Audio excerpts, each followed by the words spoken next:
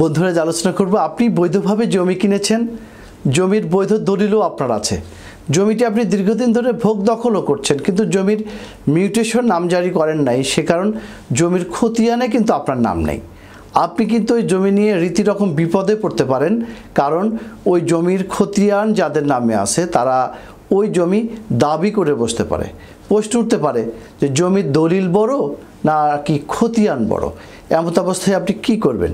সে সকল বিষয়ে বিস্তারিত কথা বলতে আমি PM সিরাজুল ইসলাম সিরাজ প্রামাণিক আইনজীবী, বাংলাদেশ সুপ্রিম কোর্ট, আজ আপনাদের মাঝে হাজির হয়েছি। তবে মূল আলোচনা শোনার আগে আমাদের ল টিপস বিডি চ্যানেলটি সাবস্ক্রাইব করুন। দলিল এবং খতিয়ান উভয়েরই কিন্তু সমান গুরুত্বপূর্ণ, কারণ উভয়টি জমির মালিকানা এবং দখলের প্রমাণ হিসেবে কাজ করে। আমরা সবাই জানেন যে দলিল হলো মালিকানা পরিবর্তনের একটি লিখিত স্বীকৃতি, যা জমির প্রকৃত মালিক থেকে জমি বিক্রির দলিল হিসেবে কাজ করে। অন্যদিকে খতিয়ান হলো সরকারের পরিচালিত